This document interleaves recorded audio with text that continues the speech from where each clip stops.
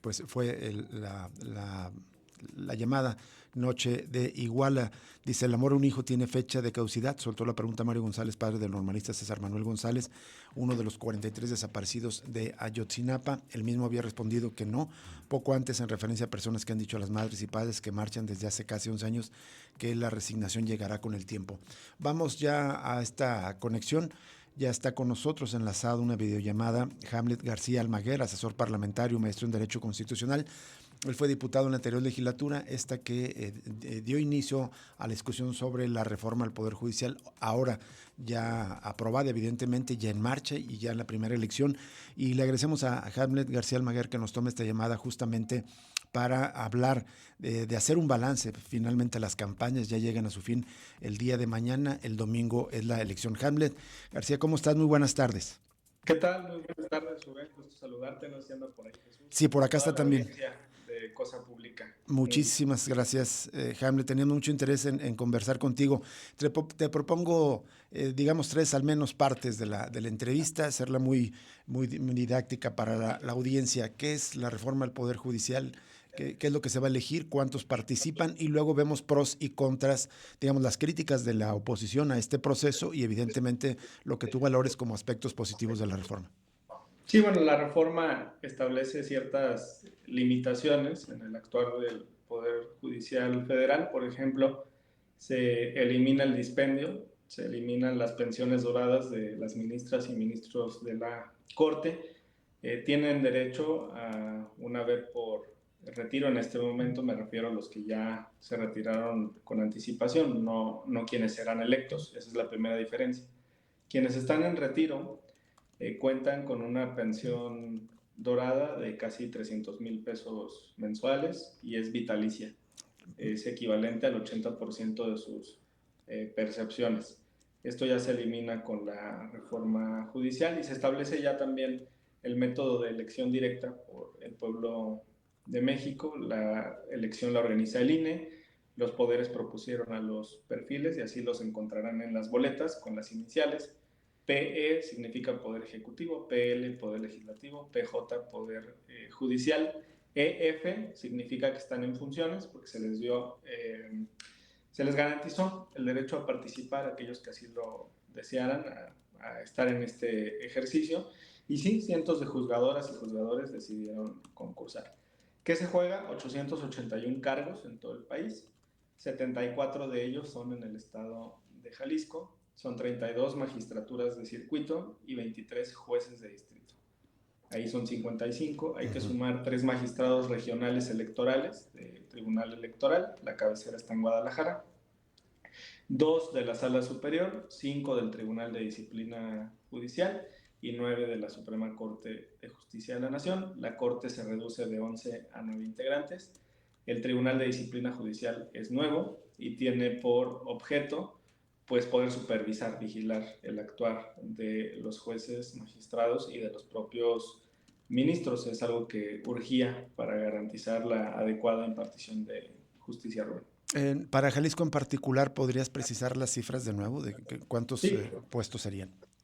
74 cargos, 74. Son 32 magistrados de circuito, 23 jueces de distrito. Esos son los que ven las materias civil, penal, administrativo, laboral. Después tenemos 3 magistrados electorales de la sala regional de la primera circunscripción. Tiene sede en Guadalajara y abarca, digamos, nuestra circunscripción, llega hasta Baja California. Sí. Es todo el Pacífico prácticamente. Así es. La sala superior renueva 2 asientos, esa es una elección nacional. El Tribunal de Disciplina Judicial, 5 asientos, 3 mujeres y 2 hombres. Y la Suprema Corte de Justicia de la Nación, 9 asientos, 5 mujeres y 4 hombres, en total 74 cargos. 74, así es. Correcto. Vamos hablando de las críticas y luego lo que tú consideres que son ventajas. Una es que podría haber poca participación porque no se ha conocido o la mayoría no conoce a quienes están en campaña o están buscando llegar a estos puestos para el Poder Judicial y que es una elección complicada en sí misma de ejercer el voto y por lo tanto también es la otra crítica que algunas fuerzas políticas, no solamente Morena, sino, no sé, grupos organizados como el Sindicato Nacional de Trabajadores de la Educación, gobiernos como los de Movimiento Ciudadano en Nuevo León y Jalisco, estarían preparando, le llaman unas, ¿cómo se llaman? Acordeones, Correones. acordeones, sí, para elegir a ciertas planillas. Es decir, ni siquiera se votaría por personas en particular, sino ya planillas, digamos, preelegidas por los grupos políticos o partidos políticos, Jaime. Sí, la elección primero tiene complejidades, es importante decirlo, sobre todo porque es un ejercicio nuevo. Hay boletas más sencillas que otras.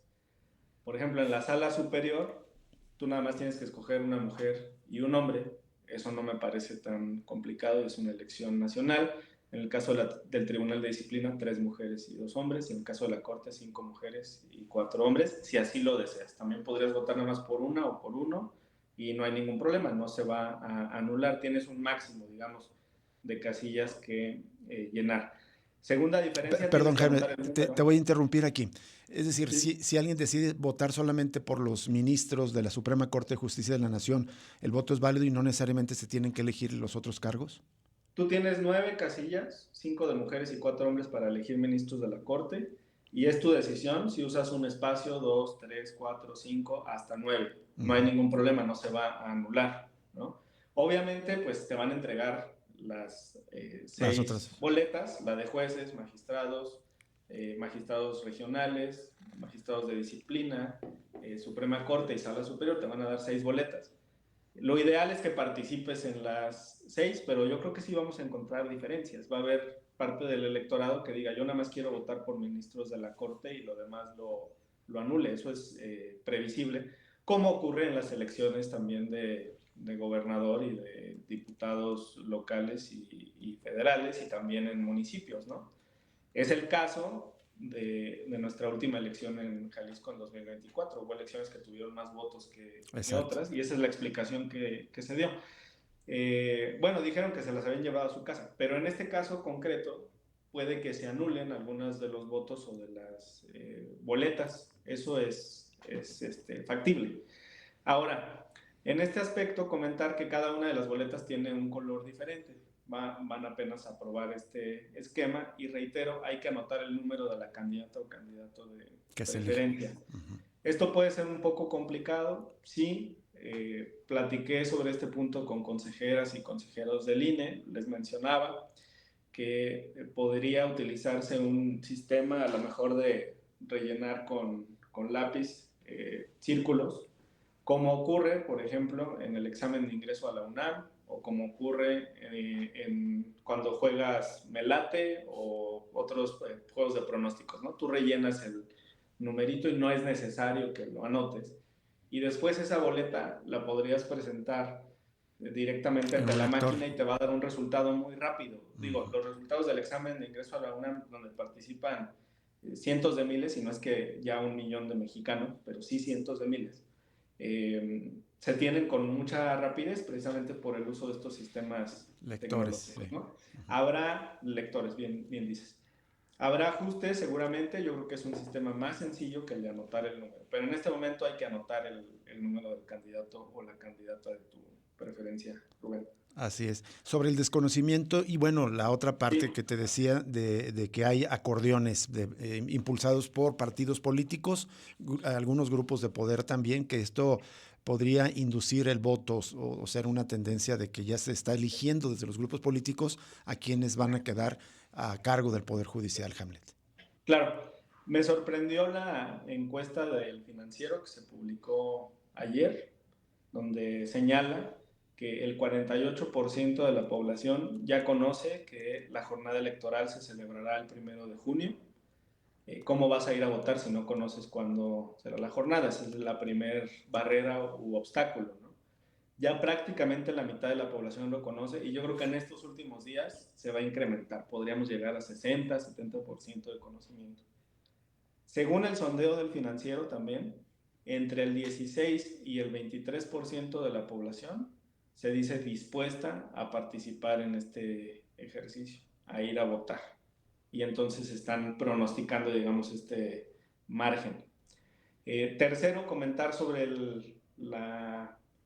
idea o la participación política que señalas.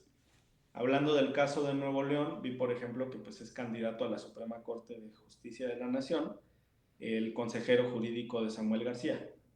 Y es previsible que Nuevo León obtenga un número de votos y habrá que estar pendientes si hay electorado en Jalisco que también, digamos, apoye esa candidatura.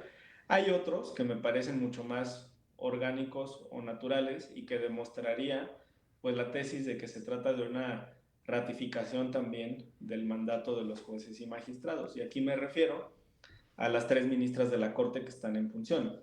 Son ampliamente conocidas en todo el país, han fijado postura en la Corte y el pueblo de México realizará un análisis sobre si su papel, si su trabajo ha sido adecuado o no. Y entonces me parece que ellas 3 tienen una mayor proyección de obtener votos en su favor por el tiempo, digamos, que llevan en este trabajo y Y, serán juzgadas por el pueblo de México. Eso y me parece no tiene que ver con un acordeón. pero sí cercanía morena, ¿no? No creo que sea cercanía al partido, sino con las causas sociales, porque de eso se tratan las sentencias, ¿no?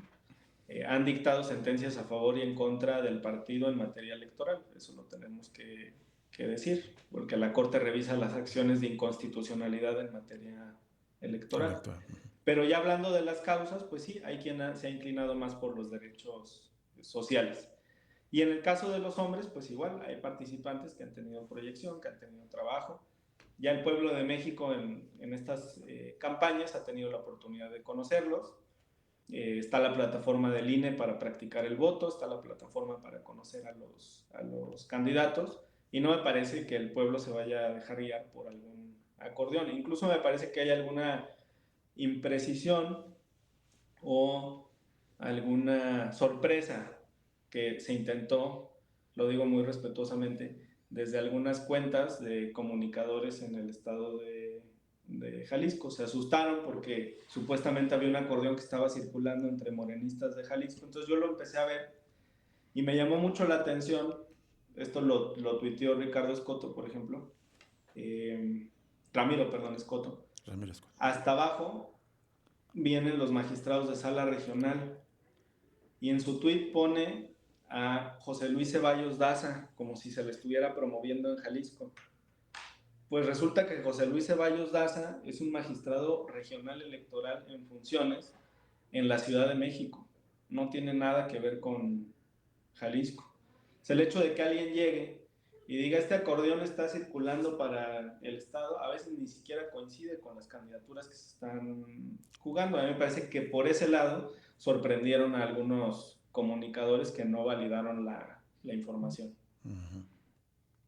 ¿Qué tal, Hamlet? Te saluda Jesús Estrada. Hola. Un gusto saludarte. De hecho, te iba a preguntar por qué la presidenta del INE, Guadalupe Taley, informó que hoy justamente la mesa de consejeros va a analizar el tema de si permiten o no el ingreso a las mamparas con acordeones o estas listas.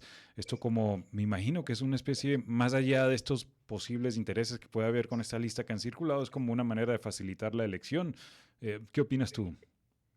Te puedes meter a la página de Practica tu voto y puedes ir llenando las casillas y cuando terminas el ejercicio te va a aparecer siguiente, siguiente, siguiente y luego confirmar.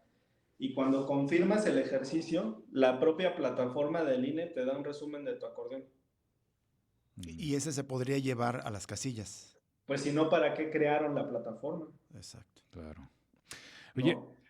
otro tema a propósito también del INE, calculó, hizo un pronóstico hablando de la participación, hablaba ya de la encuesta del Financiero, el INE calcula entre un 13 y 20% de participación. Hay que recordar que en las elecciones del año pasado, bueno, eran diferentes, era la presidencial, más de 60% de participación. ¿Qué representaría en términos de políticos, digamos, si hubiese una participación baja, que es lo que se estaría esperando con estos márgenes? A mí me parece muy alta. Uh-huh. Un pronóstico de entre 13 y 20% me parece alto.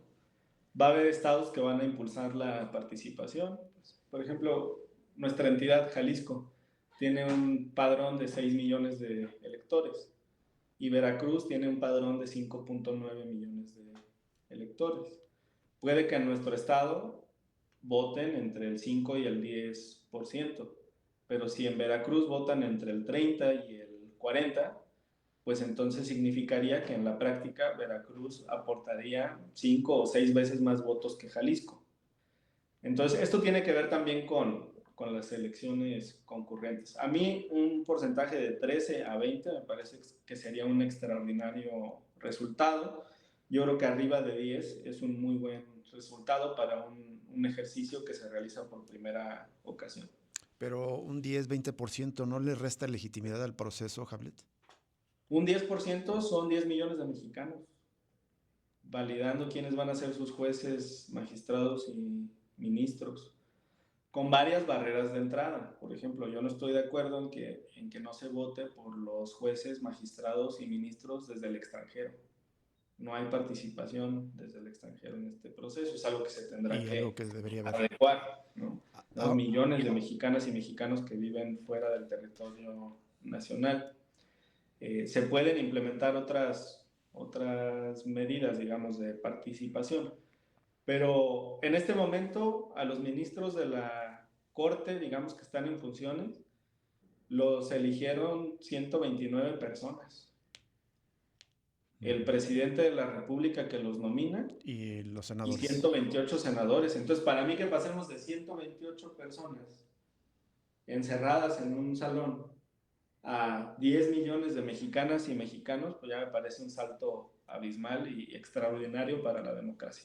Ahora, para terminar de hablar del procedimiento y hablar de ya del resultado que podríamos obtener de ese nuevo Poder Judicial, Hamlet García Almaguer, hay algunas cosas que se hicieron mal en la reforma, es decir, que debieron haberse corregido. No sé, como esto que tú nos señalabas, de que en lugar de poner un número se pudo haber rellenado un círculo, por ejemplo. Sí, se tienen que ajustar, claro. ¿Qué otras cosas has Mira, a mí visto me tú? parece que 3 postulaciones o 2 postulaciones por poder son excesivas. Quizá habría que ceñirlo a una candidatura por cada poder para hacer más compactas las listas. Eso ayudaría muchísimo para tener mejores resultados. Y por supuesto, promover la participación en todo el país. Faltó promoción también y aún hay actores llamando a no participar. Eso tampoco me parece muy democrático. Sí. Hamlet, la última pregunta de mi parte es sobre la calidad de lo que va a resultar. Se ha cuestionado, pues evidentemente la oposición, que jamás estuvo a favor de la reforma, dice que se va a tener un poder judicial de peor calidad porque van a llegar probablemente muchas personas inexpertas, que les va a costar años asumir, digamos, el ritmo de los casos que están pendientes en el Poder Judicial Federal, entre otras, digamos, como críticas que se le señala a este proceso. En el Reino Unido, Rubén Jesús, existe la figura de los magistrados, si hacemos una traducción literal, magistrates, que resulta no son ni siquiera abogados. Pueden dedicarse a cualquier actividad profesional o cívica y participar en la impartición de justicia. Yo no veo que ese sistema se haya caído. Tienen limitaciones. Participan, por ejemplo, en casos de cuantía menor que no involucran pues, penas muy graves o montos exorbitantes, por ejemplo, en contratos y daños y otras cosas. Hay sistemas en donde, por ejemplo, se tiene que tener un equilibrio entre personas que se hayan dedicado a juzgar, personas que vienen de la academia, por ejemplo, y personas que vengan del servicio público de otros gremios. A mí me parece que el Poder Judicial se va a enriquecer. Van a llegar muchísimos académicos, hay muchísimos profesores de derecho que están inscritos, hay muchos litigantes. Eso también va a ayudar a que se genere pluralidad al interior del Poder Judicial y se va a combatir el nepotismo, que es uno de los grandes problemas y muy graves al interior del Poder Judicial. Es un Poder Judicial endogámico, en donde los cargos pues, prácticamente se heredan entre familiares que participan del propio Poder Judicial. Entonces, eso ya va a quedar atrás y va a ayudar a refrescar, a ventilar el sistema. Sí, sin Finalmente, duda. Sí. en estos 881 cargos que están en disputa, tendrá que haber 441 mujeres ganadoras. Y esto también es un cambio sustancial en el sistema de impartición de justicia, porque hoy las mujeres son cerca del 30% de las juezas federales y cerca del 17% de las magistradas. Y de un jalón se va a llegar al 50-50 con esta elección en estos 881 cargos. La segunda parte vendrá en 2027. Jalisco decidió pues no aprobar una reforma local. Hay 19 estados que además eligen a sus jueces y magistrados locales, y pues Jalisco está dentro de los 13 que no van a votar esos cargos a nivel local, pero lo tendrá que hacer en 2027.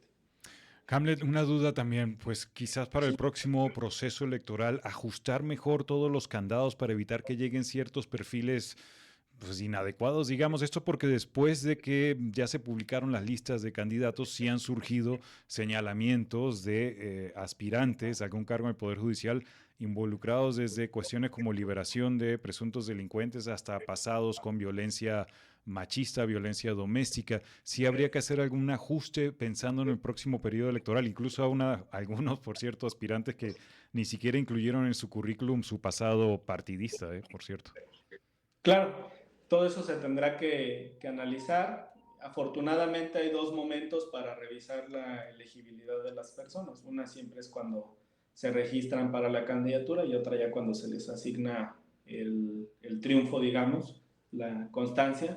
Y así funcionan todos nuestros sistemas y por eso se han generado nulidad de elecciones, cambios de candidatos y demás. Pero tienes razón en que debe de haber más candados, más supervisión, quizás sean un poquito más largos los plazos para que los comités de evaluación revisen los perfiles. En esta ocasión no contaron con el tiempo, digamos, perfecto para poder desarrollar su labor. Necesitan un mayor plazo para hacer un análisis minucioso. Hamlet, y una última pregunta de mi parte. Los resultados, ¿cuándo se esperarían? Obviamente no sería el mismo 1 de junio, pero ¿cuándo se está previendo? Sí, tengo entendido que en el caso de la Suprema Corte de Justicia de la Nación, el INE va a hacer el esfuerzo por darlos a la brevedad, que podría ser la tendencia de esa misma noche o al día siguiente. Y ya para los restantes, pues se diferiría un poquito la entrega de resultados.